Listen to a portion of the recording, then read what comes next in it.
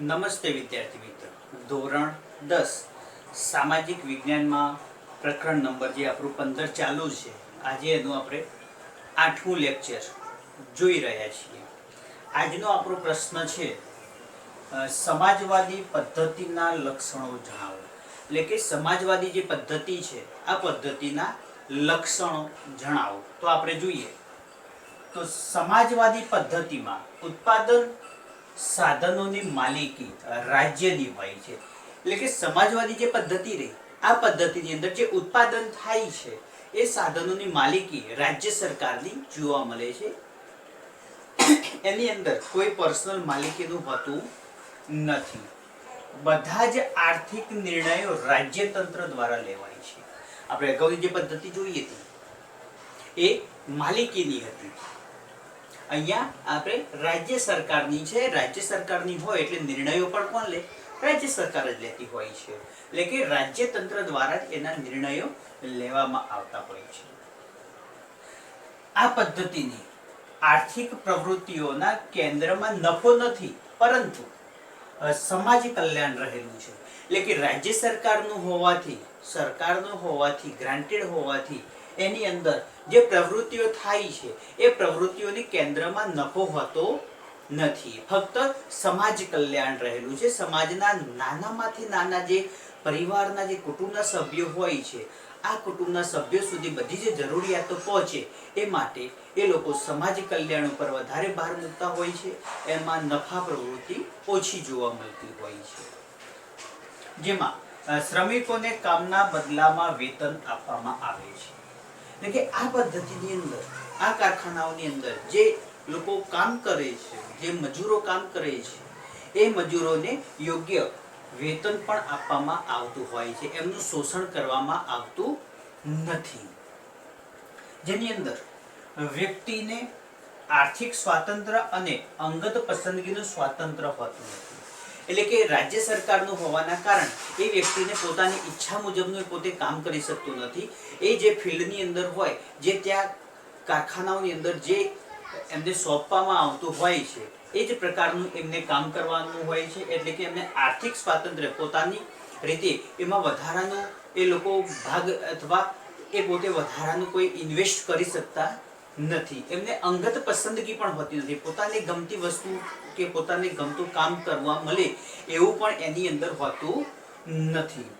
તેમાં રાજ્ય સંચાલિત કારખાનાને ઉત્પાદન માટે જરૂરી મૂડી, નાણું, કાચો માલ, યંત્ર સામગ્રી પૂરા પાડવામાં આવે છે. એટલે કે જે કારખાનાઓની અંદર જે રાજ્ય સરકાર દ્વારા સરકાર દ્વારા જે સંચાલિત થતા હોય છે એ કારખાનાઓના ઉત્પાદન માટે જે જરૂરી મૂડી એટલે કે પૈસા હોય, નાણું હોય, કાચો માલ હોય કે યંત્ર સામગ્રીઓ હોય, આ બધી જ યંત્ર સામગ્રીઓ, નાણું, જે મૂડી ભંડોળ જે જોઈતું હોય એ રાજ્ય સરકાર પૂરા પાડવામાં આવતા હોય છે.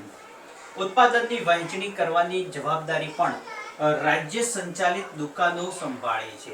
એટલે કે કારખાનાઓની અંદર જે પણ વસ્તુનું ઉત્પાદન થતું હોય છે એ વસ્તુનું ઉત્પાદન એ ત્યાંની જે સ્થાનિક જે રાજ્ય સરકાર દ્વારા જે દુકાનો હોય છે એ દુકાનો દ્વારા એની વહેંચણીની જવાબદારી સ્વીકારવામાં આવે છે ઇન્વેસ્ટ કરવા માટે. એટલે કે લોકો ગ્રાહકો સુધી પહોંચાડવા માટે એ દુકાનો જે હોય છે વ્યાજબી ભાવની દુકાનો સુધી રાજ્ય સરકાર પહોંચાડે છે અને ત્યાંથી સસ્તા ભાવે, વ્યાજબી ભાવે નાના માણસો સુધી પણ એ વસ્તુ પહોંચતી આપણને જોવા મળે છે.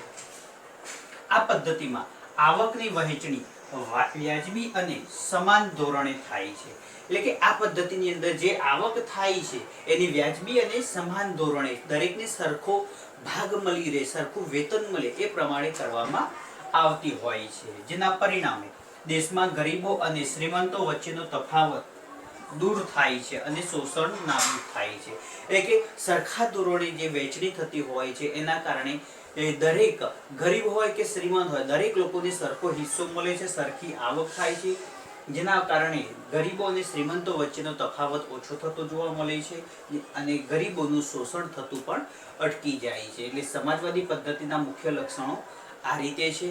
હવે આપણે નવો પ્રશ્ન જોઈએ તો સમાજવાદી પદ્ધતિના લાભ જણાવો. એટલે કે સમાજવાદી પદ્ધતિ આ રીતે સરકારે અમલમાં મૂકી છે કે ભાઈ એનું નિયંત્રણ રાજ્ય સરકાર રાખતી હોય છે. ઉત્પાદન માટે જરૂરી સામગ્રીઓ હોય, યંત્ર સામગ્રી હોય, નાણું હોય, માણસોની જે જરૂરિયાત પડતી હોય એ રાજ્ય સરકાર પૂરી પાડે છે.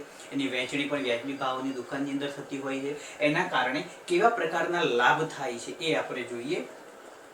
તો આ સમાજવાદી પદ્ધતિમાં સમાજની જરૂરિયાતો મુજબ ઉત્પાદન થવાથી બિનજરૂરી મોજ શોખની વસ્તુઓનું ઉત્પાદન થતું નથી.